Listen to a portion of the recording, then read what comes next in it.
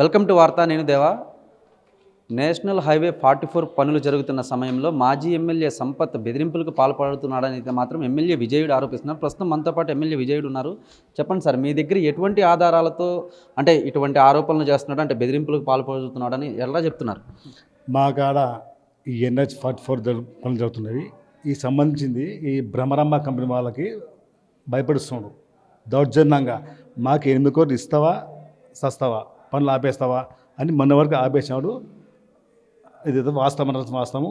ఈ భ్రమరమ్మ కంపెనీ వాళ్ళు మా అక్కడికి వచ్చి కూడా మా అక్కడ అన్ని ప్రూఫ్స్ ఉన్నవి. వాళ్ళు భయపడిచ్చారు. మాకు 8 కోట్లు ఇస్తావా అని ఆడియో వీడియో ఉన్నాయి. త్వరలో కూడా మీ ముందు పెడతాను.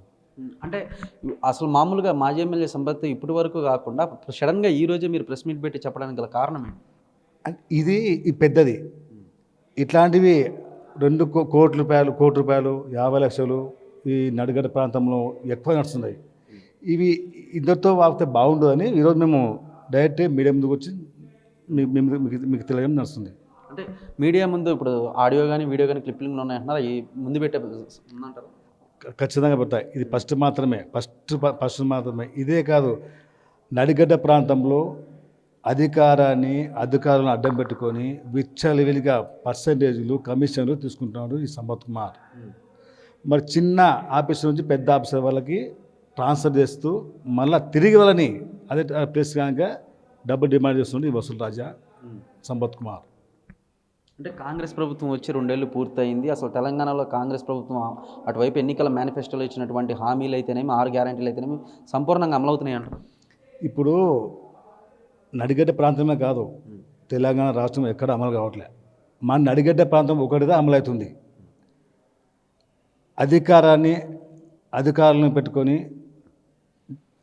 నడిగడ్డ ప్రాంతాన్ని నాశనం చేస్తున్నాడు ఈ సంపత్ కుమార్.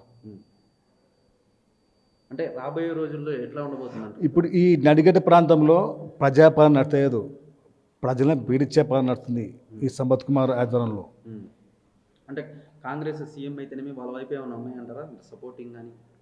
ఇప్పుడు ఏమవుతుంటే సంపత్ కుమార్ సీఎం నా దోస్తు, నేను రాహుల్ గాంధీ నేను శిష్యుని, కార్గిల్ శిష్యుని అని చెప్పుకొని ఇట్లా వాళ్ళ పేరు చెప్పుకొని నడిగడ్డ ప్రాంతంలో దందా చేసుకుని ఇసుక, మొర్రము, ట్రాన్స్ఫర్లు, చిన్న స్థాయి నుంచి పెద్ద స్థాయి ఆఫీసర్లు కూడా ట్రాన్స్ఫర్ చేసుకుంటూ డబ్బులు చేసుకుంటా 6 నెలలకు ఒకసారి ఆఫీసర్లను ట్రాన్స్ఫర్ చేసుకుంటూ మాకు తిరిగి వేరే వాళ్ళని డబ్బులు ఎవరికి ఇస్తారని తీసుకొచ్చి ఆ స్థలం పెట్టుకుంటున్నాడు ఈ సంపత్ కుమార్. అంటే ఇప్పుడు మీరేమో దందా జరుగుతుంది అంటున్నారు, కాకపోతే మాత్రం అటువైపు అధికారులు అయితేనేమి, పోలీసులు అయితేనేమి చర్యలు తీసుకోవట్లేదు. అధికారులకి ఏమి కూడా ఇంతవరకు ఒక చర్య తీసుకోవాలి. మేము ఎన్నిసార్లు మా కాడ వీడియో ఆడియో మొత్తం ఉన్నాయి, ఆఫీసులో చూపించినా కూడా వాళ్ళు ఏం చేయలేక పరిస్థితి ఉన్నారు ఈ రోజుల్లో. ఫైనల్గా ఏం చెప్పబోతున్నారు కాంగ్రెస్ ప్రభుత్వానికి? కాంగ్రెస్ ప్రభుత్వానికి ఈ నడిగడ్డ ప్రాంతం నుంచి ఖచ్చితంగా ఈ సంపత్ కుమార్ అరాచకాలు, సంపత్ కుమార్ గారి విచ్చలవిడిగా దోపిడీ, దౌర్జన్యము ఆపాలని ఈ రేవంత్ రెడ్డి గారికి తెలియజేస్తున్నారు. చూశారు కదా, మాజీ ఎమ్మెల్యే సంపత్ అటువైపు సీఎం పేరు చెప్పుకొని మరి దందాలకు పాల్పడుతున్నాడని. ఇప్పటికైనా సరే కాంగ్రెస్ ప్రభుత్వం అధికారులు చర్యలు తీసుకొని మాజీ ఎమ్మెల్యే సంపత్ కుమార్ అయితే మాత్రం కఠిన చర్యలు తీసుకోవాలని అయితే మాత్రం ఎమ్మెల్యే విజయుడు డిమాండ్ చేస్తున్నారు. ధనరాజ్తో దేవా, వార్త, హైదరాబాద్.